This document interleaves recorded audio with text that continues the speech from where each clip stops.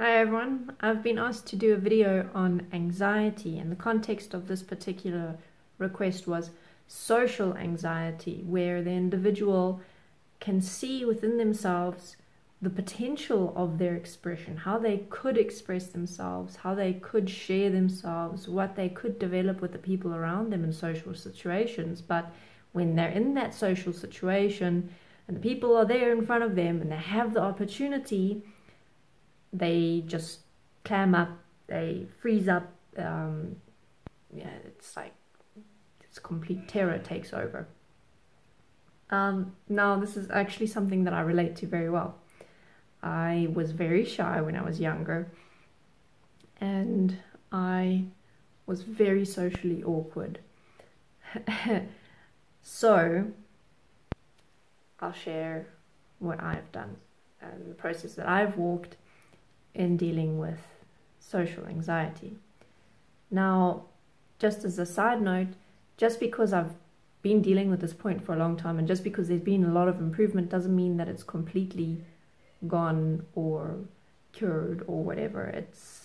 There is still some of it in me, and it rears its head every now and then, sometimes when I don't expect it at all. Other times it's in situations where I know very well that that's kind of like a weak point for me, a situation where I very commonly will experience that anxiety and struggle dealing with it. So when I was younger, I had all of these visions in my mind of what an amazing person I could be around other people, like how I could tell all these great jokes, and I could be the person that I was with my friends, open, comfortable, confident, expressive, funny, all of these things. And it pretty much just went as far as imagining it, because as soon as there was someone I didn't know, even if it was just one person, I'd totally clam up. I'd be like, oh no, just smile and wave. There we go. And then I'd be like, hey, hi.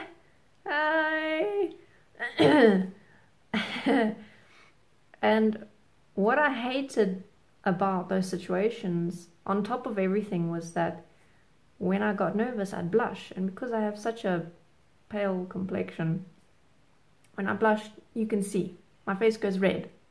It's very visible, and I can feel when I'm blushing. So I'd be in this situation, I start blushing, and I'm like, this is just going so badly. I'm just going to keep quiet. I'm going to stay in this corner. I'm not going to look at anyone. I'm not going to talk to anyone. It's just going to be me and this corner, and we're going to ride out this night, and everything will be fine. And obviously, I got to a point where I didn't want to carry on living that way. So I started asking myself questions like, why am I getting so anxious? What am I actually getting anxious about? What are the driving points behind this anxiety? Because it's not just about like that surface experience of, oh, what do I do? What do I say? I'm so nervous. I feel this knot in my tummy. Yeah, that's just like the surface stuff. There is a lot more to social anxiety, and that's the stuff that we've got to figure out.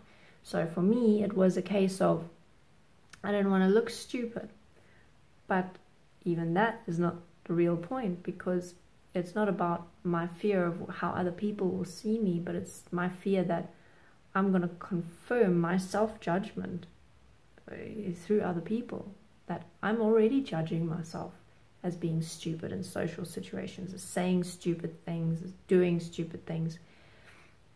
And as soon as I'm in a social situation, then the people around me are, in my mind, going to confirm that judgment. So it's like, it's bad enough that I see myself that way, but when I'm in a social situation, I project onto other people that they also see me that way. So there's that element of self-judgment that very often comes through in social anxiety, that we are judging ourselves and we project that onto other people. And like, what if they think this of me? What if they see me in that way? But the truth of the matter is that we are actually already judging ourselves for those things. So those are the points that we need to get into. What are those judgments? Why are we judging ourselves that way? What's behind that? Another dimension was that was slightly different for me, was similar but different, is anxiety around authority figures. So meeting someone who was older than me, for example, especially when I was young, I immediately put myself in an inferior role. I changed my tone of voice, my way of speaking, what I would say, what I wouldn't say. All of these things I would change because I was now in the presence of someone who apparently has authority over me. So what happened when I started looking into this point for myself was that I saw that, okay, well, there are a lot of dimensions. Some of them are that we are very much brought up in this society to fear authority, to obey the rules, to follow law and order, and not do anything bad or wrong or naughty. Now, I was very good at following the rules, and in those situations, when faced with an authority figure, I would automatically go into that good girl mode of don't do anything wrong, don't say anything wrong, be submissive, just make sure that you follow the rules so that you don't get in trouble. So that was one dimension. The other dimensions were, for example, how in my own mind I was policing myself, like there was a policeman in my head. And that's a reflection of how I integrated that social structure of law, order, rules into myself. And that person becomes like a beacon, a reflection of that policeman. And it's like it intensifies this dynamic of me being inferior and them being superior, because now it's like it reinforces that role. So the kind of obvious dynamic behind all of this was that a person who has authority over me can have in some way control over me, and I better make sure that whatever they choose to do to me or make me do is good, so I'm going to be good. And all of these things going on would create this anxiety, obviously, along with the standard social anxiety of, oh, another person. So I came across as being very timid.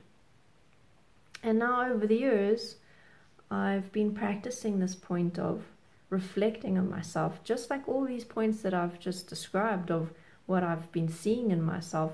That's what I've been investigating. Okay, why am I responding in this way? What is behind my emotional response to these situations? Why am I changing my tone of voice? Why am I suddenly feeling like I'm back in school being scolded by an angry teacher? And all of those points, one by one, I've been unraveling over the years, and bit by bit by bit, it's creating that improvement where now I can be in social situations, and most of the time, okay, I may not be 100% me and just say and do things that I would normally do, because realistically, we can't really always do that, especially if, like, you have a tendency to say things that some people might be offended by very easily. So you rather want to be a little bit more reserved and just make sure that you're not going to push people over the edge, you know, stuff like that, because that might happen. Yeah. Anyway, so I'm at the point where I can meet someone new, and immediately, if I am reacting in some way, okay, a red flag goes up, because I know well now what those reactions are. I know what it is that changes in me. I know, okay, my tone of voice is changing, something's going on here. And also what I found helped me is reminding myself that anxiety is just an experience, that it's just an emotional energy within me, that it's not who I am, and that it's not who I want to be. And it's that created over time and practice the ability for me to kind of put that anxiety to the side in that moment of being in a social situation. Just put it aside so that I can get through the social situation without feeling that constant anxiety. And then later on, I can come back to it and I can kind of pull it apart and see, okay, what was going on there? Why did I react in that way? So that's something that I have also found quite helpful. All right, otherwise, this video is getting quite long, so I'm going to end it here. If you do have any more questions on this topic, please let me know. If I didn't cover a particular aspect that you would like me to cover, let me know as well. You can send a direct message or leave a comment. Otherwise, if you'd like to support me, you can do so on Patreon. The link is below. Thank you for watching, and I'll see you next time.